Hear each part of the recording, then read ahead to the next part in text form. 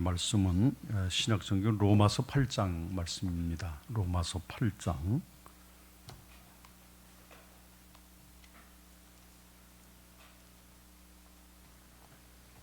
26절부터 28절까지 말씀을 우리 다 함께 말씀 찾으셔서 함께 합독하겠습니다.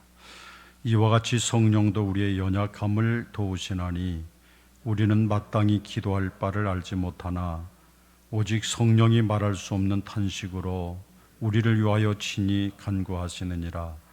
마음을 살피시는 이가 성령의 생각을 아시나니 이는 성령이 하나님의 뜻대로 성도를 위하여 간구하심이니라. 우리가 알거니와 하나님을 사랑하는 자 곧 그의 뜻대로 부르심을 입은 자들에게는 모든 것이 합력하여 선을 이루느니라. 아멘. 아멘. 기도하겠습니다. 오늘도 걸어가신 주님을 찬양하오며 이렇게 걸어간 주일에 부르신 하나님께 모든 영광을 올려드립니다. 자비하신 아버지, 오늘도 우리의 모든 것 아시오니 상처받았던 과거의 우리의 모든 삶 주님께서 다 치유하시고 우리 마음속에 아직도 아물지 않은 고통과 슬픔이 있거든 주님의 거룩한 능력으로 깨끗게 하사 오늘도 정결한 마음으로 은혜 받을 수 있는 마음 되게 하옵소서. 오늘도 우리를 향해서 주시는 그 말씀에 아멘할 수 있게 하시고 오늘도 하나님 앞에 솔직히 나를 고백하며 오늘도 한 걸음 한 걸음 주께로 가까이 나갈 은혜가 있도록 주여 역사해 주시옵소서. 오늘도 함께 하실 주님을 찬송합니다. 그 거룩하심을 이루시고 은혜로 충만케 하옵소서. 예수님 이름으로 간절히 기도하옵나이다. 아멘.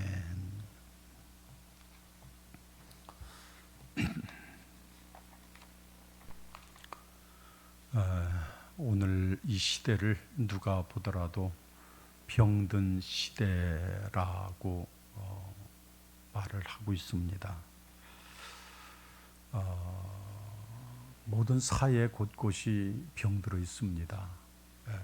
또 많은 가정들이 병들어 있습니다. 우리가 사는 이 사회가 병들어 있고 또 더 나아가서 교회가 병들어 있는 것들을 우리가 보게 되지요. 요즘은 뉴스 보는 것이 좀 겁이 나는 것 같습니다. 뉴스를 보면 아주 해괴한 현상들이 참 많이 나오는 것 같습니다.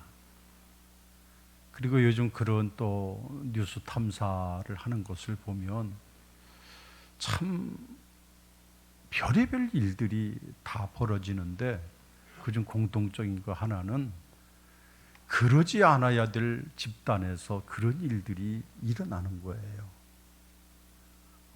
어제 잠시 TV를 봤더니 어느 텔레비인지는 모르겠는데 아들이 아버지를 죽인 사건이 나옵니다. 근데 그게 우발적으로 나온 게 아니라 늘 그 아들의 생각 속에 그리고 아들의 말 속에 아버지를 죽여버려야 되겠다고 하는 생각이 늘 있었다는 거예요.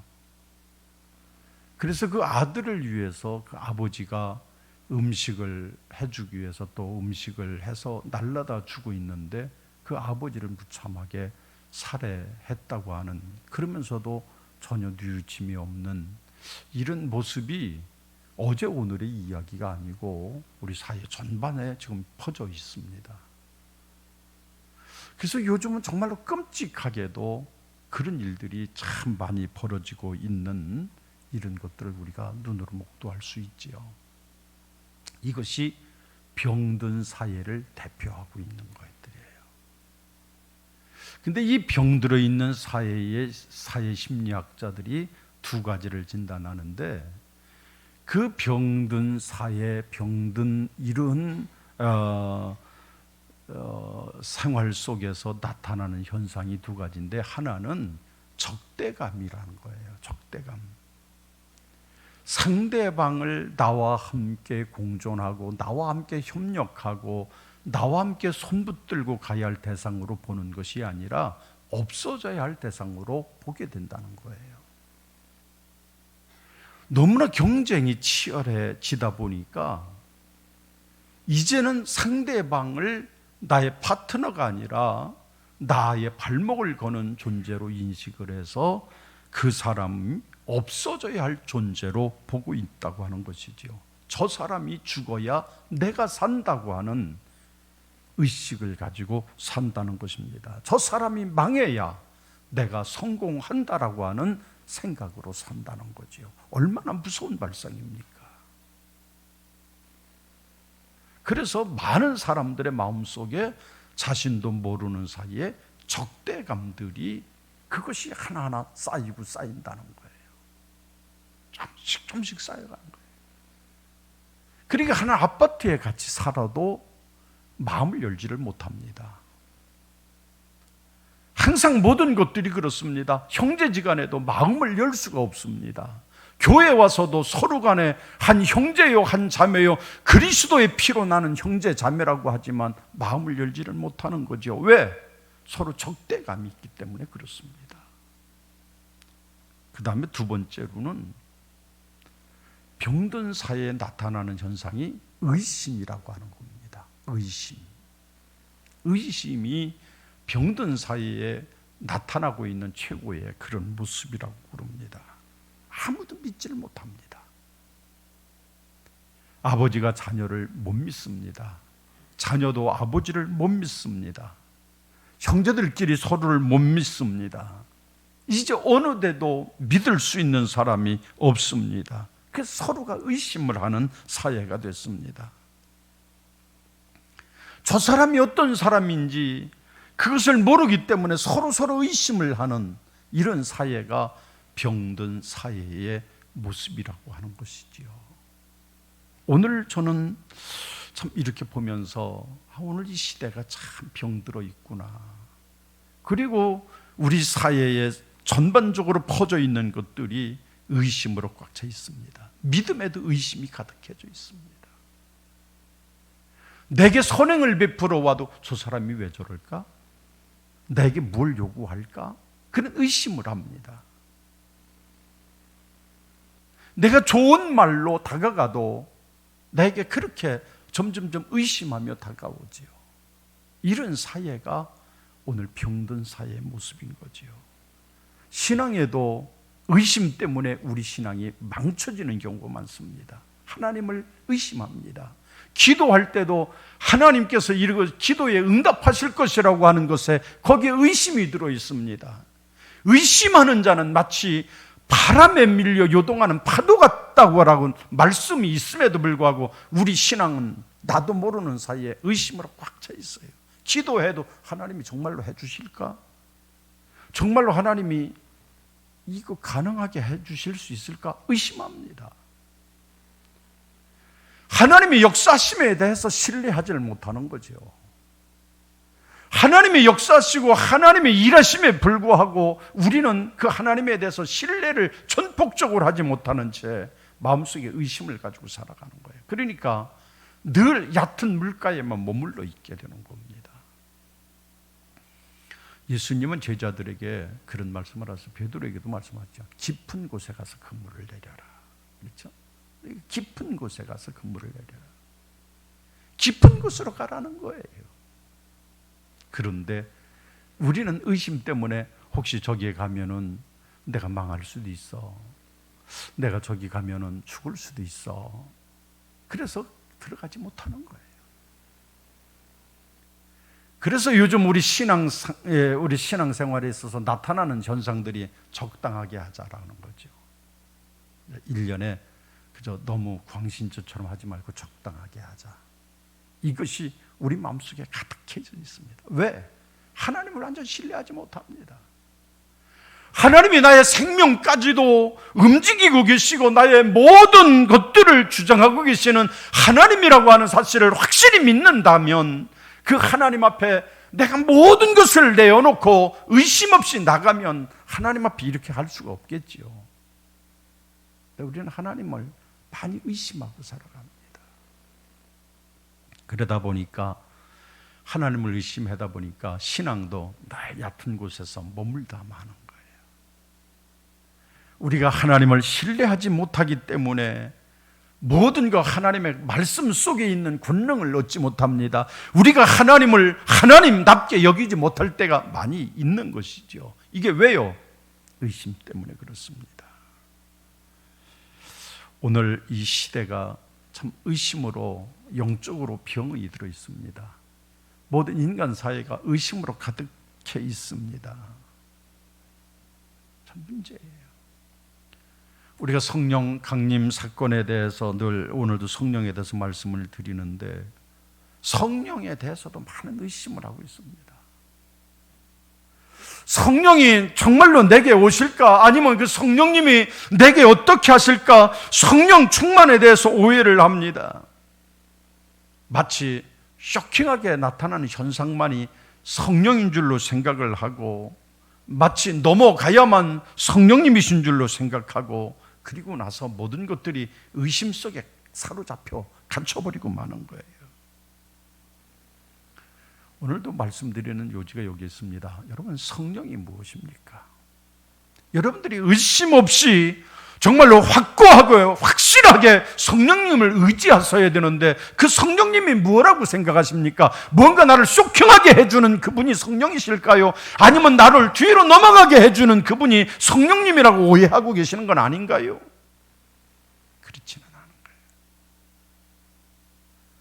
성령님은 누구십니까? 우리를 돕는 자시라고 말씀하고 있어요. 나를 돕는 자시라는 거죠.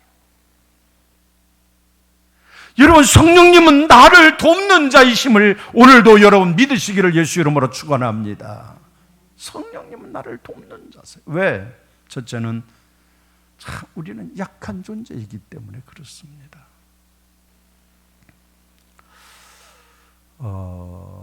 사람을 만물의 영장이라고 하질 않아요. 그러니까 참 사람이 영악스럽습니다. 참 사람이 만물의 영장다울 때가 참 있어요. 참 그럴 때가 많이 있어요. 좀 저렇게 현명할까? 이럴 때도 물론 있죠. 그런데 성경은 사람을 그렇다고 표현하지 않고 질그릇과 같다고 표현하고 있어요. 이사야서 64장에 보면 사람을 마치 질그릇과 같다 그랬어요. 질그릇이 뭔가요? 잘못 놓쳐버리면 깨지는 존재예요. 질그릇이 비록 투박해 보이지만 이것을 자칫 잘못 다루게 되면 그 질그릇이 그냥 깨져서 쓰지 못하는 질그릇이 되는 거예요. 함부로 던질 수가 없습니다. 함부로 취급할 수가 없습니다. 사람이 질그릇과 같은 존재라는 거지요. 여러분, 사람의 마음속에 한번 상처가 있으면 그 상처가 어떻습니까? 엄청나게 오래가요. 치유가 되지를 않습니다. 질그릇과 같은 존재이기 때문에 그렇습니다. 너무 약해요.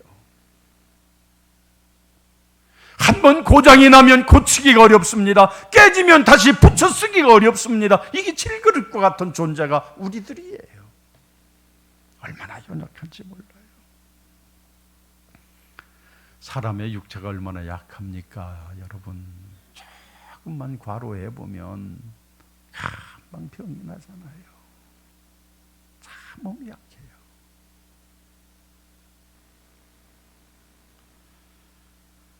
몸속에서 조그만 암조각, 이런 병원에서 의사들이 하는 거 보면 어때요? 0.5mm다. 그 다음에 그것이 0.1mm밖에, 그러면 눈에 보이지도 않을 만큼 요만큼 있다는 거예요. 그런데 그거 하나 오면, 그거 하나가 내 몸속에 있다고 하면 그때부터 속수무책으로 사람이 쓰러지지 않습니까?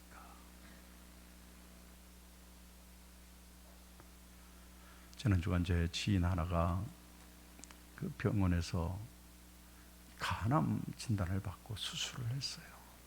연락이 왔어요. 기도해달라고 하는 연락이죠. 우연찮게 보니까 조그만 암이 이제 막 시작이 된 거예요. 그래서 간을 일부를 절제를 그래도 해야 되는 거죠. 그 앞에서 사람은 속수무책으로 무너집니다. 하루아침에 낭망의 늪으로 빠져버립니다. 하루아침에 모든 희망이 절망으로 바뀌어버리기도 합니다. 뭘까요? 인간은 이렇게 약한 존재인 거예요.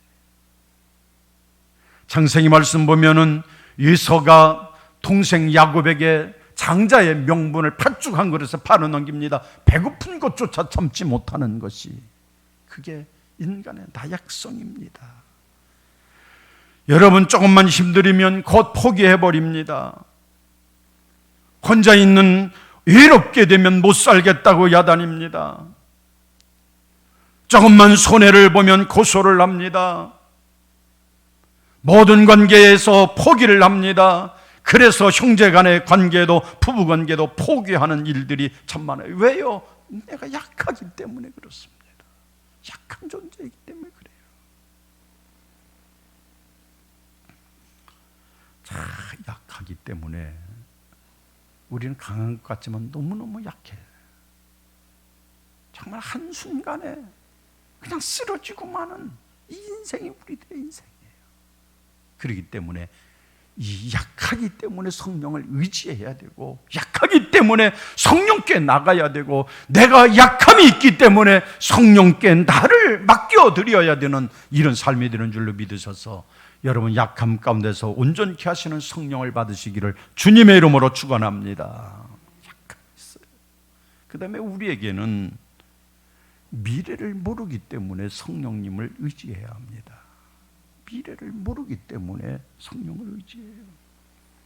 한 치 앞을 보지 못하는 존재가 바로 우리 인간들입니다. 한 치 앞을 보지 못하는 거예요. 날마다 기도해야 할 이유가 있음에도 불구하고 우리는 한 치 앞을 모르기 때문에 기도하지를 않습니다. 내가 하나님 앞에 기도해야 할 바가 무엇인지도 모른 채 기도할 때가 너무 많아요. 그럴 때가 많아요. 그것이 내게 화근이 될 줄도 모르고 그것을 위해서 기도할 때가 있습니다. 어떤 분이 국회의원 되기를 간절히 기도했어요. 하나님, 국회의원 한 번만 시켜주세요. 하나님, 이번 국회의원 한 번만 해주세요. 정말 국회의원에 당선이 됐어요. 그러는데 국회의원 되니까 얼마나 바빠요. 주일날도 만나야 되지요. 하루 한 시간 쉴 날이 없다라는 거예요. 그러다 보니까 믿음 다 떨어졌습니다. 이제는 교회 가는 것들을 잊어버리고 삽니다. 내가 하나님 떠나도 될 것처럼 살아갑니다. 그러다 보니까 완전 불신자가 되어버렸어요. 하나님 잊은 지 오래됐어요. 빌 바를 온전히 알지를 못하는 거지요. 내가 국회의원 되는 게 기도 제목이 아니라 믿음 지키는 게 더 중요한 거 아니겠어요? 여러분, 정말로 우리는 다가올 미래를 우리는 모릅니다. 그 다가올 미래를 모르기 때문에 한 치 앞을 모르는 존재이기 때문에 우리는 정말로 수없이 많은 재앙들을 만나며 사는 거예요. 안다면 피하겠지요. 우리는 어쩌면 동물들보다도 못할 때가 많아요. 태국의 그 신혼 부부들이 가고 있는 거기 어딘가요? 뭐 푸켓인가 아니면 뭐 있잖아요. 옛날 쓰나미가 불어닥쳤습니다. 그런데 그때 우리 한국 사람들도 참 많은 분들이 참 참사를 겪고 슬픔과 아픔을 가지고 계셨었는데, 그때 그 이후에 쓰나미 이후에 발표된 상황을 보니까 이상하게도 코끼리 떼들이 자꾸 산으로 올라가다라는 거예요. 그리고 개들이, 동네에 있던 그 수많은 개들이 미리 다 산으로 올라가 있더라는 거예요. 쓰나미가 올 걸 아는 거예요. 그렇게 될 걸 미리 알고 가지만 사람은 그걸 모르니까, 야, 너무나 좋은 세상에 너무나 자유롭게 너무나 쾌락을 누리며 살자라고 거기서 마음껏 다가올 1시간 이후의 일을 알지 못한 채 물속에 몸을 담그고 거기서 즐기다가 결국은 쓰나미 속에 다 덮치고 말잖아요. 어쩌면 말하지 못하는 저 생물들 말도 못할 때가 있어요. 참 미래를 모르고 있는, 미래를 모르고 사는 인생들이기 때문에 우리는 성령님의 인도함을 받지 않으면 안 된다는 말이에요. 그 다음에 세 번째가 우리 인간에게 치명적인 약점이 있는데 그 치명적 약점이 내가 만난 사건 앞에 내가 내 앞에 일어나고 있는 모든 사건들 앞에 그 사건을 놓고 해석할 능력이 없다라는 거예요. 이게 왜 일어났는지, 왜 내 삶 속에 이런 일들이 생겨났는지, 왜 나에게 이렇게 생각지도 않았던 환난이 찾아왔는지, 왜 내가 생각지도 않았던 이 기쁨이 내게 이렇게 영광처럼 다가왔는지 그 해석할 능력이 사람들에게는 없다는 거예요. 잘 되면 경거망동합니다. 야, 나 오늘 재수 아주 온 붙었네. 조금만 내게 어려운 일이 일어나면, 좋지 않은 일이 일어나면 그 다음에 우울해합니다. 불평합니다. 불안해합니다. 모든 것들을 포기합니다. 밤에는 신경안정제를 먹어야 잠을 잘 수 있습니다. 왜? 해석할 능력이 없으니까 그래요. 내게 고통이 다가오고 내게 고난이 찾아왔을 때 그 고난 앞에서 과연 이 고난이 어떤 의미가 있을까 해석을 해야 되는데 해석할 능력이 없는 거예요. 왜 하나님이 이 고난을 주셨을까?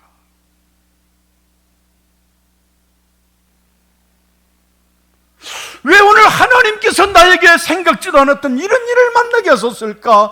하나님 앞에 물어보면서 하나님께서 왜 주셨는지 그 사건에 대해서 해석해야 되는데 해석할 능력이 없는 겁니다. 그래서 우리는 그냥 당장 눈앞에 있는 일을 가지고 실망하고 절망하고 낙심하고 울고 불고 웃고 난리가 나는 거죠. 탐험가인 로빈슨 크루소가 여러분 그 이야기를 많이 들으셨을 거예요.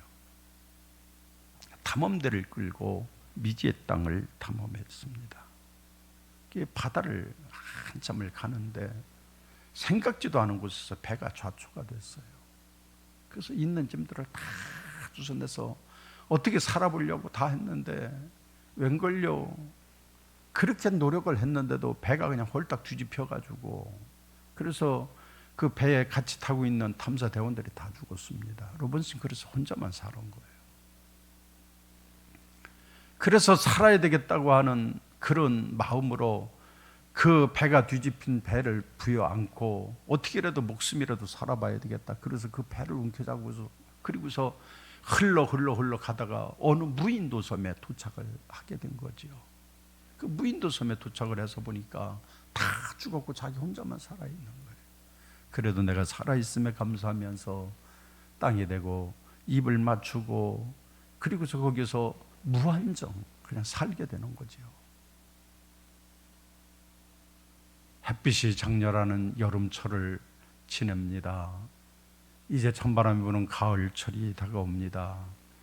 거기서 지쳐가고 힘들고 이제 내가 이 겨울을 날 수 있으려나 그러면서 거기에서 살고 있는데 겨울을 대비해서 허름하게 움막을 졌습니다. 움막을 짓고 내 겨울에 얼어 죽지 않기 위해서 그렇게 준비를 하고 있는데 한 번은 어떻게 불똥이 잘못 튀어가지고 그래서 그 움막이 다 불이 나서 그냥 막 난리가 난 거예요.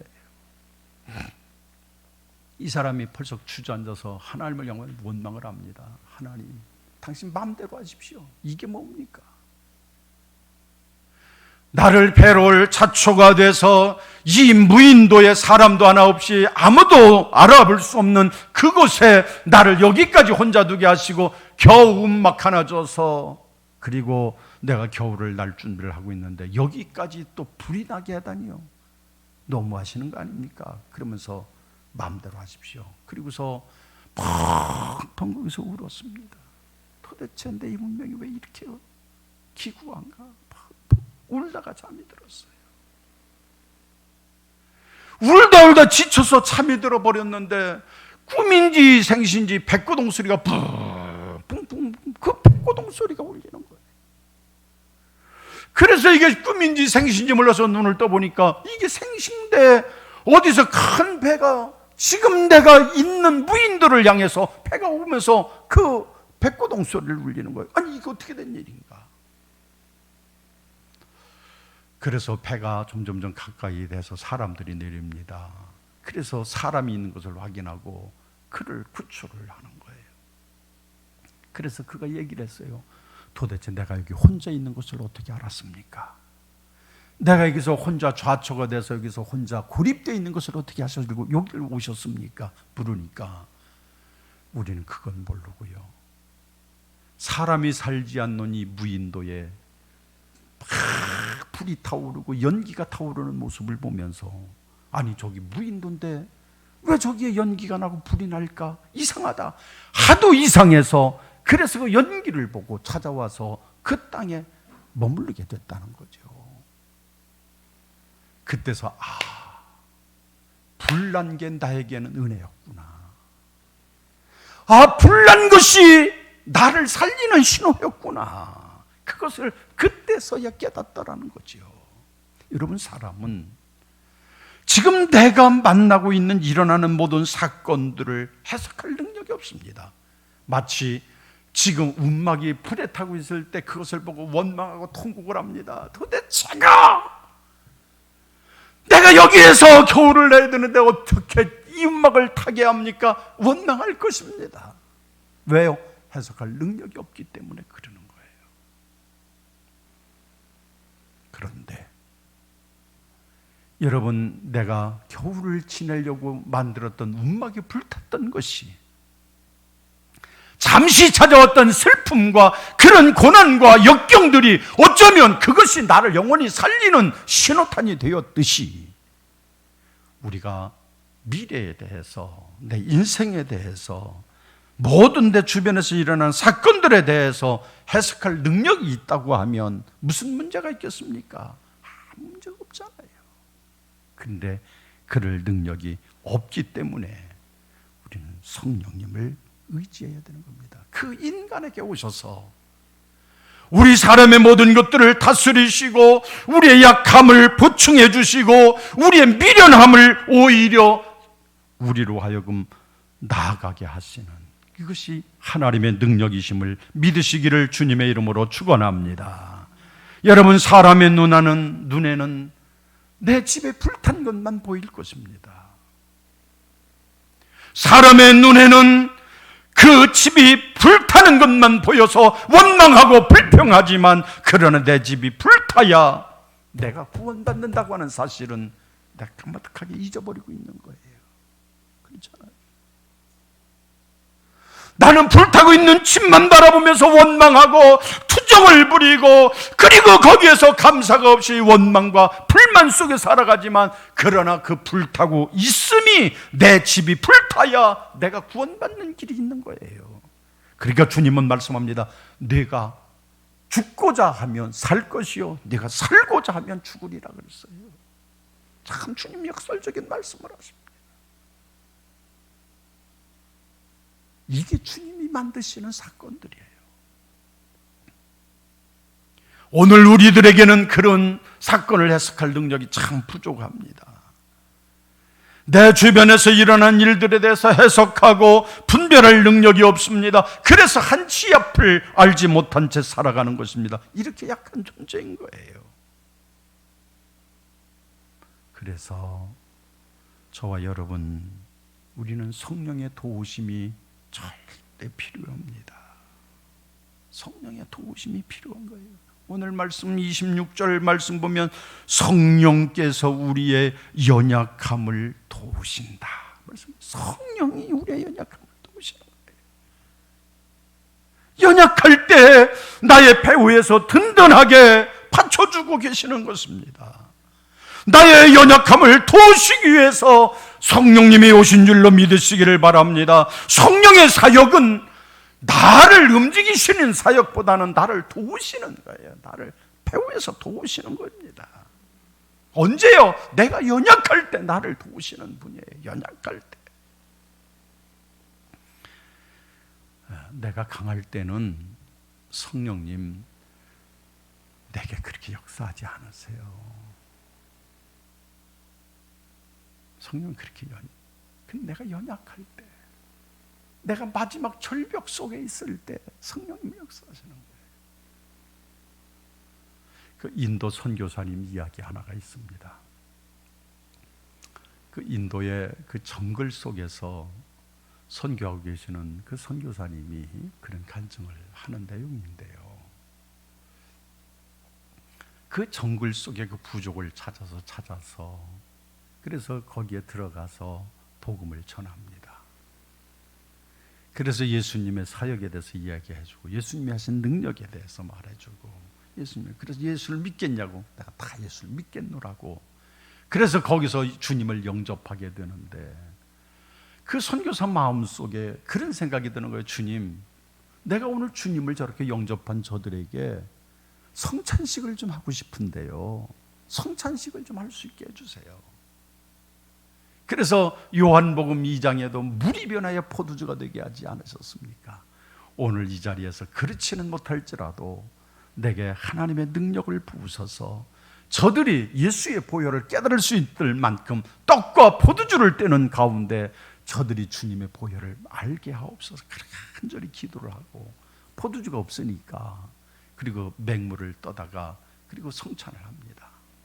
그래서 떡을, 그들 먹는 떡을 떼서 주고, 그리고 그들의 우물에서 부은 물을 가지고 한 잔씩 나눠주면서 성찬을 하는데, 세상에 요한복음 2장과 같은 사건이 똑같이 일어난 거예요. 물인 줄 알고 마셔보니까 다 포도주가 되어 있는 거예요. 기적이 일어난 거예요. 그래서 너무너무 감사해서 그 자리에서 예수를 영접하고 예수를 믿었던 많은 사람들이 기적이 일어났다고, 이렇게 하나님이 살아계시다고 얼마나 강조를 하고, 그래서 기쁘고 막 그렇게 해서 간증을 하고, 그 선교사님이 내려와서 호텔에 머물게 됐다고 그럽니다. 많은 사람들을 초청을 했어요. 그리고 이야기를 합니다. 내가 이런 능력을, 신기한 능력을 경험했다고 그러면서 한번 여기서 또 하자고. 그래서 모든 사람들이 앉아 있습니다.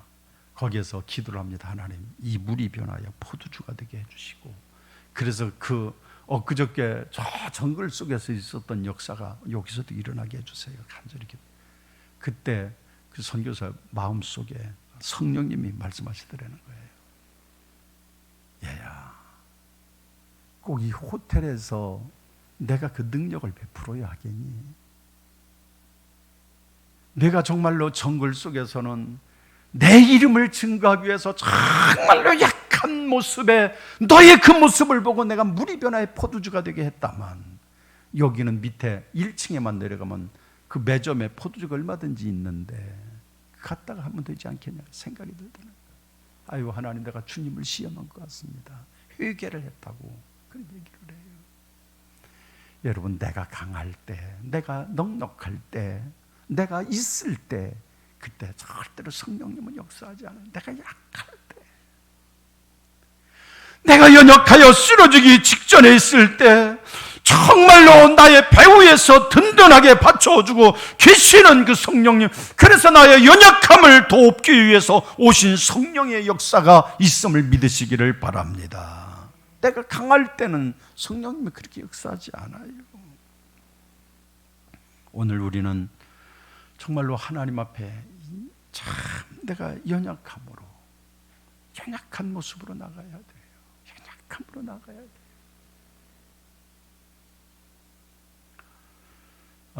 산상수훈의 말씀, 마태복음 5장 말씀, 산상수훈의 말씀 보면은 여러 가지 말씀 가운데 마음이 온유한 자가 복이 있다, 그런 말씀을 했어요. 온유한 자가 복이 있다. 여러분, 비굴한 게 온유한 게 아니에요. 그렇죠? 내가 이것저것 다 손해봐도 그냥 그러려니, 그런 것들이 온유가 아니에요. 온유는 뭐예요? 내가 주님 앞에 나의 어리석음을 고백하는 것이 온유예요. 주님, 내가 좀 연약합니다. 하나님 없이는 내가 살 수 없습니다. 내가 정말로 하나님의 은혜가 아니면 내가 하루인들 무슨 의미가 있겠습니까? 내가 정말로 연약해요. 하나님, 나를 붙잡아 주세요. 연약함을 고백할 때 하나님의 은혜가 내게 갑절로 오는 거예요. 우리가 좀 살면서 이런 경우가 있습니다. 태어나면서부터 좀 강하게 태어나시는 분이 계시고, 또 태어날 때부터 아주 약하게 태어나는 분들이 계세요. 그런데 인생을 살면서 내가 연약함을 가지고 태어나는 분들이 예수를 믿는 분들이 많아요. 어려서부터 이름 모를 없이 그냥 병명도 없이 비실비실하고 살도 못 붓고 그러는 연약한 분들이 있어요. 근데 어떤 분들은 태어날 때부터 체질적으로 강해서 일생 동안 살아도 감기 한번 안 걸리고 병원에 한번 입원해보지 않는 분들이 계세요. 그런 분들은 예수 믿기가 굉장히 어렵습니다. 아픈 게 뭔데? 그러니까 나의 약함을 모르기 때문에 주님을 영접하기가 굉장히 어렵습니다. 그런데 내가 천부적으로 약해요. 그저 환절기만 되면 기침을 달고 살아야 되고, 그저 맨날 비실비실 아프고 그냥 쓰러질 것 같고 힘없고. 근데 그런 분들은 가만 보면 영적으로 주님을 더 찾게 돼요. 하나님, 내가 연약합니다. 그때 주님이 함께 오셔서 그를 하나님의 백성으로 만드시죠. 여러분, 어려서부터 부모가 유복해서, 그래서 아무 어려움 없이 그저 물질적으로도 부족함 없이 사셨던 분들은 주님을 만나기가 참 어렵습니다. 왜? 부족한 걸 모르기 때문에 그래요. 근데 지질이 가난해서 먹는 것도 제대로 못 먹고, 내가 갖고 싶은 거 제대로 못 가져보고 다 부족한 거, 그런 분들은 주님을 잘 만나요. 하나님, 내가 정말로 이렇습니다. 하나님, 정말로 이렇게 되고 싶습니다. 그러니까 자꾸 하나님을 의지하게 되는 거예요. 여러분, 성령님은 그렇습니다. 내가 강함에 있을 때, 내가 강한 자처럼, 내가 정말로 강하게 있을 때 성령님은 나를 거들떠보지 않으세요. 내가 약할 때, 내가 참 약할 때 주님은 내게 찾아오시고 나를 만져주시고, 그래서 나를 도와주시고, 나로 하여금 이기게 하시고 승리하게 하시고, 이것이 오늘 우리에게 오신 보혜사 성령님의 역사이신 줄로 믿으시기를 바랍니다. 그래서 성령님 그렇게 하시는 거예요. 성령님은 우리를 위해서 중보하기 위해서 오셨기 때문에, 그래서 나의 약함 때문에 주님은 늘 중보를 하시는 거예요. 26절 말씀에 마땅히 빌 바를 알지 못할 때 성령이 말할 수 없는 탄식으로 우리를 위해서 친히 간구하신다 말씀하십니다. 참 이게 중요해요. 제 동료 목사님 한 분 가운데 좀 특이한 경험이 있어요. 대부분 목사님들이 되면은 가족 가운데 누가 예수를 어머니가 믿다든지 아버지가 예수를 믿든지, 그래서 목회를 하기 위해서 오시는 분들이 많아요. 대부분이 그런 분들이에요. 근데 전혀 가족도 없이 혼자 와서 예수를 믿고 목사가 되겠다고 하는 분들이 정말로 아주 손가락을 셀 만큼 적어요. 근데 제 친구 목사 한 분은 정말로 그런 분이에요. 배후에 믿는 사람이 한 사람도 없습니다. 또 이상하게 결혼을 했는데, 결혼을 한데도 그 사모님도 아무도 예수 믿지 않고 당신 혼자만 믿는 거예요. 두 사람들이 그렇게 만났어요. 근데 참 목회가 힘들어지는 거예요. 다른 사람들은 잘 되는데 왜 이렇게 목회가 안 되는지 모르겠다. 왜 이렇게 목회가 힘든지 모르겠다. 정말로 다 할 것 같은데 안 되는 거예요. 우리가 객관적으로 볼 때는 참 인품도 훌륭하고 성격도 좋고 설교하는 것도 참 괜찮고 다 괜찮은데 이상하게 목회가 안 돼요. 도대체 왜 그런지 모르겠다는 거죠. 그러면서 그런 얘기를 해요. 저는 배우의 기도가 이렇게 중요한 것을 깨닫습니다. 뭔가요? 그랬더니 나를 위해서 중보 기도해 주는 사람이 한 사람도 없습니다. 우리 부모님도 나를 위해서 기도는커녕 예수도 안 믿으시고 형제 자매들도 전혀 예수를 안 믿고 누구도 자기를 위해서 기도해 주는 사람이 없대. 간절하게 중보해 주는 사람이 없다. 사모님도 그렇고.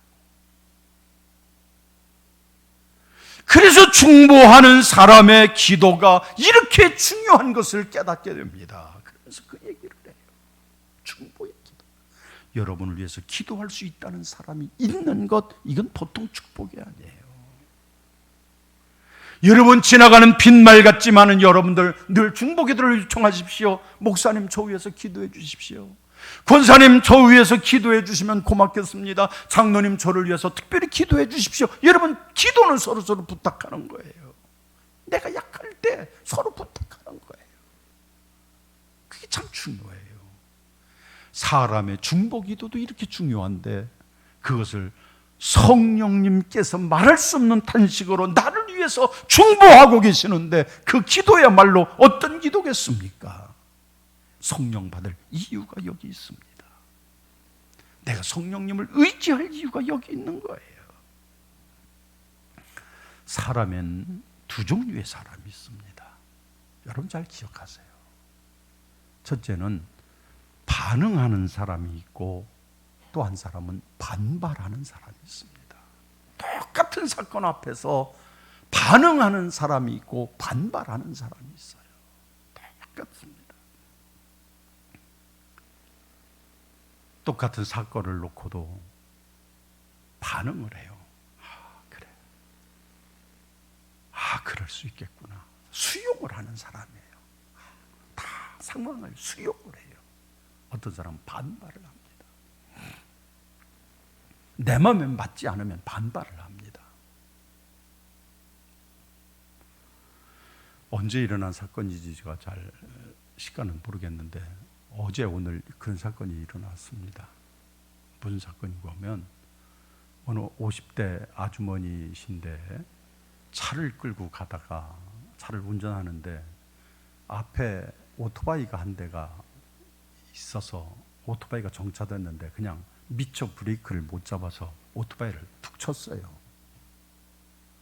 그리고서 문을 아이고 죄송하다고 아유 죄송합니다 그랬더니 다짜고짜 오토바이 탔던 사람이 와서 내리라고 빨리 내리라고 욕을 했어요. 그 무서우니까 못 내리지 않겠어요. 그게 못 내리고 있는데 뒤로 가더니 그 길 옆에서 이만한 돌을 가지고 와서 차 유리창을 그냥 박살을 했어요. 몇 번을 해서 유리창이 박살이 나고 그 오토바이 기사가 자기가 쓰고 있던 헬멧을 벗고 앞유리를 내리치고 막 그렇게 돼서 그 공포 속에서 10분을 떨면서 경찰에 신고를 해가지고 그렇게 해서 그 사람을 처벌을 하게 됐다고 하는 그런 뉴스를 잠깐 봤습니다. 여러분 주어진 상황 속에서 그분에게 왜 그렇게 했냐 그랬더니 그냥 화가 나서 그랬다는 거예요. 그는 모든 주어진 사건 속에서 반발하는 거예요. 반발하는 거예요. 정말로 내가 오늘 이 살아가고 있는 상황 속에서 정말로 이것이 무슨 의미가 있을까를 생각하지 않고 반발하면서 세상을 살아가는 사람이죠. 우리는 정말로 세상에 살면서 반응하는 사람, 수용성이 있어요. 정말로 모든 것들을 수용할 수 있어야 돼요. 그럴 수도 있겠구나. 맞아. 그렇게 생각할 수도 있구나. 수용하는 마음이 이게 반응하는 사람의 모습이에요. 건강한 사람입니다. 그런데 반발하는 사람은 대수롭지 않은 소리만 들어도 발끈합니다. 그냥 지나갈 수 있는 일의 분을 참지 못하고 그냥 돌을 가지고 차를 내리치는 거예요. 사람을 위협합니다. 순간적으로 칼을 가지고 들여댑니다. 반발하는 거예요. 수용하지 못합니다. 그리스도를 마음에 모시고 살아가는 사람, 하나님의 거룩한 백성들, 그리스도인들은 언제나 내 속에 반응하며 사는 사람이 돼야 돼요. 하나님이 어떻게 하시는지, 오늘 성령님이 내게 어떻게 말씀하시는지, 오늘 나를 어떻게 인도하시는지 반응하면서, 그래서 얼굴을 보아도 그 사람이 성령의 사람인지 아닌지 분별할 수 있는 거예요. 오늘 우리는 정말로 나의 약함을 도우시는 성령, 도우시는 그분을 오늘도 영접하고 성령과 더불어 사시고, 그래서 오늘 험하고 어려운 세상을 이기며 승리하는 은혜가 여러분 모두에게도 임하시기를 예수 이름으로 축원합니다. 기도하십시다. 거룩하신 아버지 하나님, 오늘 로마서 8장을 통해서 약함 가운데 일하시는 성령님을 깨닫습니다. 하나님, 우리 가운데 임하셔서 우리의 연약할 때 나의 능력이 되시고 도움이 되시는 그 성령님을 오늘도 우리는 모셔드리고 영접함으로 하나님의 그 큰 은혜가 임하여지도록 우리를 붙들어 주시옵소서. 성령으로 충만케 하옵소서. 예수님 이름으로 기도하옵나이다. 아멘.